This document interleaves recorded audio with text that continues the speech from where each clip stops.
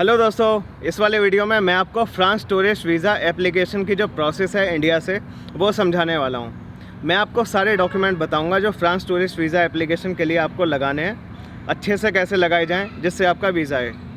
अगर आपने ये वीडियो एंड तक सुन लिया तो आप फ्रांस टूरिस्ट वीज़ा की एप्लीकेशन खुद से भी कर पाओगे। लेकिन अगर आपको मुझसे फ़ाइल रेडी करवानी हो अपनी तो आप करवा सकते हैं। मेरा फ़ोन नंबर मैं इस वीडियो के डिस्क्रिप्शन और पिन की गई पहली कमेंट में दे के रखूँगा। पिछले साल मेरे काम से सैकड़ों लोगों के शेंगेन वीज़ा आए हैं। उन्हें आप इस यूट्यूब चैनल के कम्युनिटी सेक्शन में जाके चेक भी कर सकते हो। Let's begin. देखिए, अगर आप फ्रांस में वीज़ा अप्लाई कर रहे हैं तो या तो आपकी file France embassy new Delhi जाएगी या consulate general of France Bangalore या मुंबई या कोलकाता। ये इस पर डिपेंड करता है कि आप कौन सी ज्यूरिसडिक्शन में इंडिया के कौन से पार्ट से अप्लाई कर रहे हैं। यहाँ से जो आपका वीज़ा लग के आएगा उसे शेंगेन वीज़ा बोलते हैं। उस एक वीज़ा को लेके आप यूरोप के टोटल 27 शेंगेन कंट्रीज़ में भी जा सकते हो और कुछ नॉन शेंगेन यूरोपियन कंट्रीज़ जैसे रोमानिया बल्गेरिया वगैरह भी जा सकते हो। तो ये एडवांटेज होता है शेंगेन वीज़ा का। सबसे पहले आपको किस बात का ध्यान रखना है कि फ्रांस वीज़ा अप्लाई करने से पहले कि आपका लॉन्गेस्ट स्टे सबसे ज़्यादा फ्रांस में होना चाहिए। मतलब फ्रांस में आप जितने दिन दे रहे हो वो ज़्यादा होना चाहिए compare to any other Schengen country. जैसे मान लो फ्रांस में आप 4 दिन दे रहे हो तो इसके बाद अगर आप इटली और स्विट्ज़रलैंड जा रहे हो तो 4 से कम दिन देने हैं। ये मैंने एग्जांपल के लिए बताया है। तो सबसे पहली लॉजिकल स्टेप क्या है, आप एक प्लान सोचो या उससे अच्छा लिखो और देखो कि सबसे ज़्यादा दिन आपके फ्रांस के हिस्से में आ रहे हैं। फिर जो आपने ये प्लान सोचा या लिखा, इस प्लान के अकॉर्डिंग सबसे पहले आपको होटल बुकिंग करानी है। होटल बुकिंग का पेड होना बिल्कुल भी ज़रूरी नहीं है, लेकिन कन्फर्म्ड होनी चाहिए। तो आप या तो booking.com से या अगोडा से वो बुकिंग करा सकते हो। इनका एडवांटेज ये है कि इनमें पेमेंट नहीं लगती शुरू में, लेकिन बुकिंग कन्फर्म्ड रहती है। चेक इन से कुछ दिन पहले ही आपके पैसे कटेंगे, तो उससे पहले तो आपके वीज़ा का रिज़ल्ट आ चुका होगा। फिर इसके बाद आपने प्लान लिख लिया, होटल करा लिया। अगला काम है आपका एप्लीकेशन फॉर्म भरने का। तो आपको फ्रांस वीज़ा की वेबसाइट पे जाके इनका बहुत ही डिटेल्ड एप्लीकेशन फॉर्म है, उसे फिल करना है। VFS फ्रांस की वेबसाइट पे जाओ, वहाँ पे फ्रांस वीज़ा का लिंक हाईलाइट हो रखा होगा, उस पर क्लिक करके वो फॉर्म खुल जाएगा, उसे आप पूरा भरना। फॉर्म भरने के बाद एक रजिस्ट्रेशन नंबर जनरेट होगा। उस नंबर को यूज़ करके आपको VFS फ्रांस की वेबसाइट पे जाके अपना VFS का अपॉइंटमेंट बुक करना है। VFS अपॉइंटमेंट बुक करने का मतलब है कि एक डेट और टाइम फाइनल होगा जिस दिन आप अपनी फ़ाइल पूरी रेडी करके सबमिशन करके आओगे। अगर आप जॉब करते हैं तो आपको NOC लेना होगा अपनी कंपनी से सारी छुट्टियों के लिए। आपकी सारी ट्रैवल डेट्स इसमें मेंशन होनी चाहिए और कंट्रीज़ का नाम भी मेंशन होना चाहिए जिनमें आप विज़िट करने जा रहे हैं। साथ ही आपको कंपनी से लास्ट के 3 मंथ्स की सैलरी स्लिप लेनी होगी और जॉब ज्वाइन करते टाइम जो आपको अपॉइंटमेंट लेटर मिला था उसकी भी आप एक कॉपी लगा देना। NOC और salary slip original, appointment letter की कॉपी। 1 साल का आपका इनकम टैक्स का रिटर्न लगेगा। फ्रांस में केवल 1 ही साल का ITR लगता है। दूसरी तरफ अगर आप सेल्फ एम्प्लॉयड हैं तो आपको अपने बिज़नेस का जो रजिस्ट्रेशन है उसकी एक कॉपी लगानी है, चाहे GST रजिस्ट्रेशन हो या MSME उद्यम रजिस्ट्रेशन या कोई लाइसेंस हो या जैसे महाराष्ट्र में गोमस्ता होता है उसे भी लगा सकते हैं। 1 साल की अपनी ITR, कंपनी का ITR अगर अलग भरते हैं तो उसकी भी एक आप लगा देना कॉपी। फिर इसके बाद फ़्लाइट बुकिंग लगानी है। उसका पेड होना बिल्कुल भी रिक्वायर्ड नहीं है। आप चाहो तो डमी फ़्लाइट यूज़ कर सकते हो।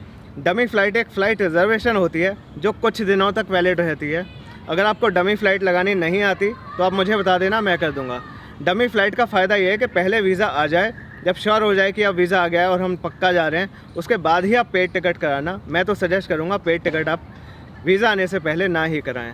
फिर ट्रैवल इंश्योरेंस है $50,000 US, उसमें मिनिमम सम इंश्योर्ड होना चाहिए। सारी आपकी डेट्स उसमें कवर हो रही हों, नॉमिनी के नाम और बाकी सारी डिटेल प्रॉपर्ली आपने भरी हो। बहुत सारी वेबसाइट हैं, गूगल पे बस आप टाइप कर देना शेंगेन ट्रैवल इंश्योरेंस, कोई सी भी कंपनी जो टॉप में आ रही हैं आप किसी का भी इंश्योरेंस करा दो। फिर जो बैंक स्टेटमेंट है वो ऐसा नहीं कि अपॉइंटमेंट से बहुत दिन पहले आपने निकाल के रख लिया। आपको अपॉइंटमेंट से 2, 3 या 4 दिन मैक्सिमम इतने पहले ही बैंक स्टेटमेंट निकालनी है। फ्रांस में 3 महीने की स्टेटमेंट लगती है, 6 की नहीं। तो लास्ट 3 मंथ्स की बैंक स्टेटमेंट अपॉइंटमेंट से 2-3 दिन पहले निकाल के उस पर बैंक की स्टैंप और सिग्नेचर हर पेज पे आप करा लेना। फिर अगले 2 बहुत ही इंपॉर्टेंट डॉक्यूमेंट हैं, कवर लेटर और ट्रैवल आइटनरी। कवर लेटर सबसे ज़्यादा इंपॉर्टेंट है इस मायने में कि उसी से ही आप अपनी बात वीज़ा ऑफिसर को समझाएंगे। देखो, जब वीज़ा ऑफिसर आपकी फ़ाइल को पढ़ रहा होगा उस टाइम आप तो होगे नहीं अपनी बात को समझाने के लिए, तो जो भी आप कहना चाहते हैं आपको कवर लेटर के थ्रू कहना है। बेसिकली आपको कवर लेटर से ये प्रूव करना है कि आपकी सोशल और इकोनॉमिक टाइज़ अच्छी हैं, इंडिया में आपके पास सफिशिएंट कारण मौजूद हैं जो फोर्स करेंगे आपको इंडिया वापस आने के लिए, और आप वहाँ पे इलीगली या ओवरस्टे नहीं रुकोगे, ओवरस्टे नहीं करोगे।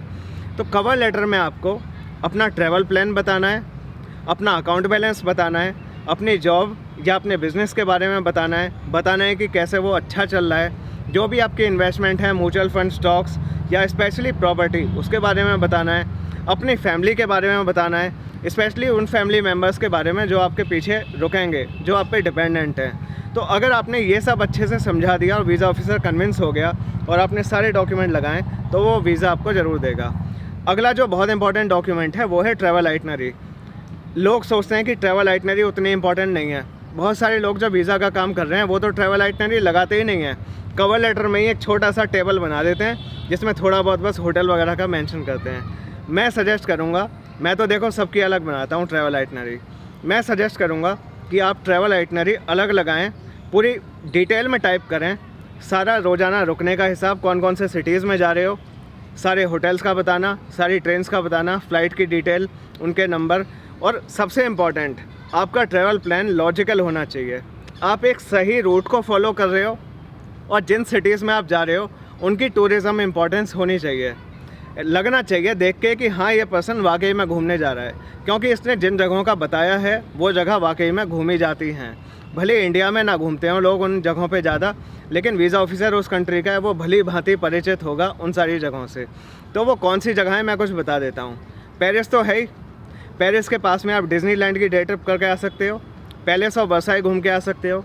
फिर स्ट्रासबर्ग है अल्सेस रीजन में, वो एक बहुत अच्छा ऑप्शन है जिसे आप अपनी आइटनरी में डाल सकते हो। फिर अल्सेस रीजन में बड़े ही beautiful half timber wood houses हैं, जैसे कि कोलमार, एग्विशम, केसरबर्ग, रिक्वेबर, राइबियो वाइली। फिर उसके थोड़ा नीचे लेक कोमो जैसा एक और टाउन है एनेसी, उसे भी आप दिखा सकते हो। और नीचे साउथ ऑफ फ्रांस में फ्रेंच रिवेरा है, आप उसे भी रख सकते हो। फ्रेंच रिवेरा में बहुत सारे ब्यूटीफुल टाउन्स हैं जैसे मोनाको, कैंस, आंटीब्स, विले फ्रांच, नीस, इन सब को भी दिखा सकते हो। मार्से को भी रख सकते हो, टूलूज़ को रख सकते हो, मॉन्टपेलियर को रख सकते हो। तो बहुत सारी ऐसी जगह हैं जिनकी अच्छी, या मॉन्ट सेंट मिशेल, जिनकी अच्छी टूरिज़्म इम्पोर्टेंस है। आप इन जगहों को मेंशन करो और एक करेक्ट लॉजिकल रूट दिखाओ जिससे आपकी वाकई में टूरिज़्म की इंटेंशन प्रूव होती हो। फिर अगर आप मैरिड हो तो आप अपने मैरिज सर्टिफिकेट की एक कॉपी लगाएं।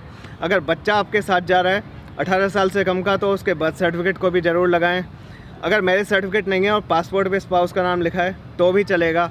अगर आपका बच्चा साथ जा रहा है और वो स्कूल या कॉलेज में स्टूडेंट है तो स्कूल या कॉलेज से एनओसी लें।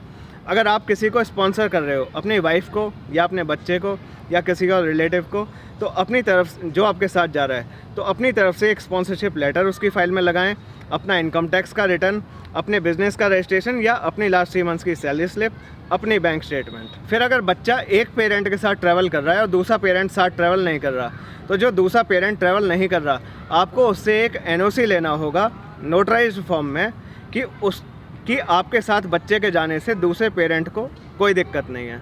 फिर आपको फ़ोटोग्राफ भी लगानी है, 3.5 into 4.5 centimetre dimension, white background, और पूरी फ़ोटो के 80% एरिया में आपका फेस होना चाहिए।